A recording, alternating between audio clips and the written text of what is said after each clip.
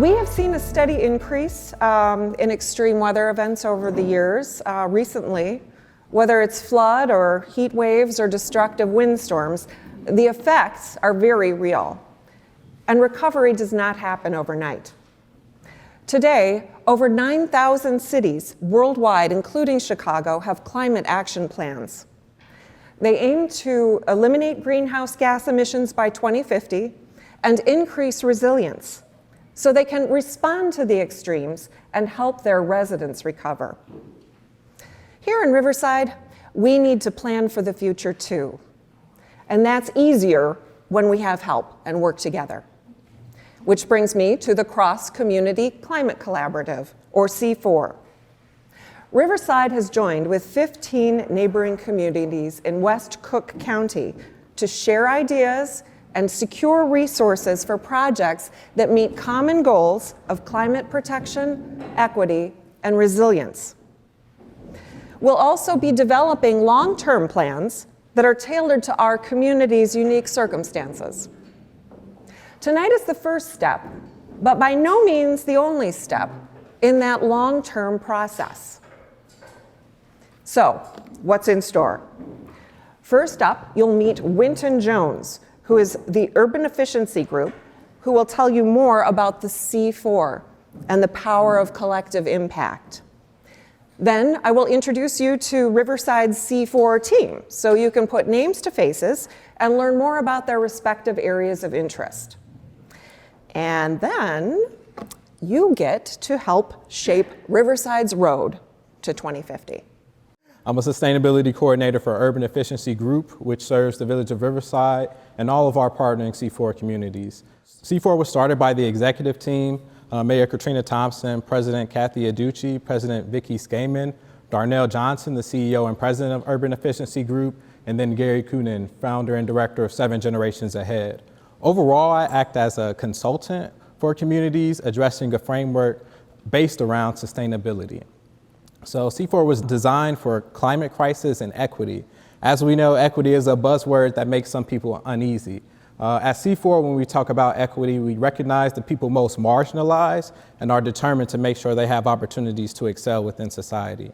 Although climate crisis and equity are at our highest priorities, resiliency is also at the heart of all the work we do.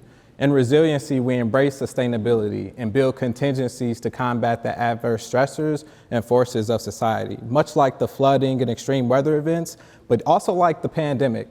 No one could have ever predicted experiencing COVID-19, but we definitely could have planned ourselves to better navigate that situation. C4 was created because across the globe in every nation, local authorities have confirmed the danger of global warming and are actively working to counteract its harmful impacts.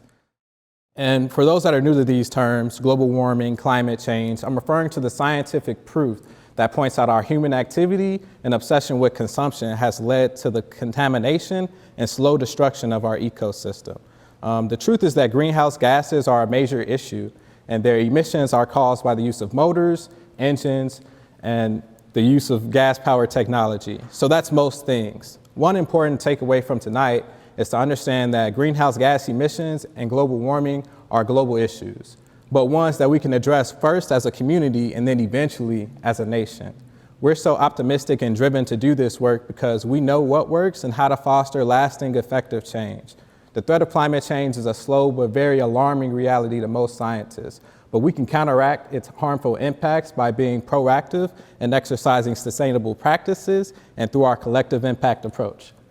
The collective impact approach combines individual efforts and resources to culminate plans, to provide collective action, and move the needle for incremental change. The collaborative impact approach, basically we use the common agenda to identify all the problems and opportunities that exist within society. And from there, we can then address them through a shared action plan. This is a collaborative approach, so we utilize mutually reinforcing activities. And that just means we'll have a variety of strategies in place, different but all working towards the same goal and through this shared action plan. We foster shared indicators and continual communication for transparency, accountability, and to ensure that we're actually improving in these strategies and efforts over time. Overall, the backbone support kind of recognizes that All of our C4 partnering communities will have technical support and assistance throughout this project. Personally, from myself and Urban Efficiency Group and all of our workers, but also on 7 Generations Ahead.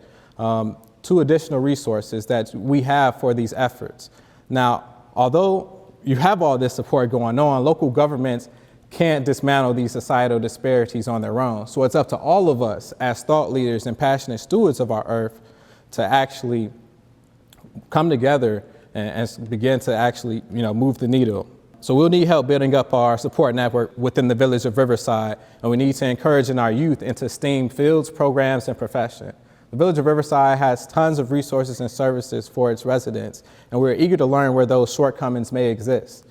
One goal for tonight includes introducing you all to the system of sustainability, and that basically breaks down societal facets and aspects into categories that directly correlate to the way these facets and aspects impact people and their living environment.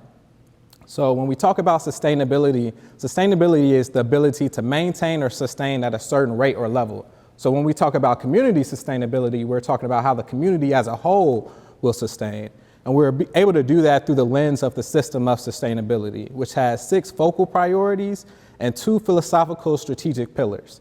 The 6 priorities include place, which deals with public spaces, housing, civic engagement, inclusion, and being culturally, generationally, and historically relevant. Prosperity, which deals with the access to opportunities, economic development, and innovation. Health and well-being deals with the physical, mental, psychological, and emotional state of all people. Connectivity deals with the socioeconomic transit system and the quality of internet accessibility. Living infrastructure deals with the built environment and protecting nature. Resource regeneration deals with energy efficiency and reducing greenhouse gas emissions. Our 2 philosophical strategic pillars include green generation. That's a youth-focused sustainability advocacy, on youth focus on sustainability advocacy, and then the support network is the coalition of partners leveraging resources to increase the broader adoption of sustainability. So through the lens of the system of sustainability, we see that all parts of our living society affects sustainability, whether it's the people, the planet, or both. I just want to thank you all for the opportunity to come and join you all in these efforts. It is literally going to take all of us as a community and then eventually as a nation to actually change the tide and, actually set up our next generation for a better circumstance than we have now.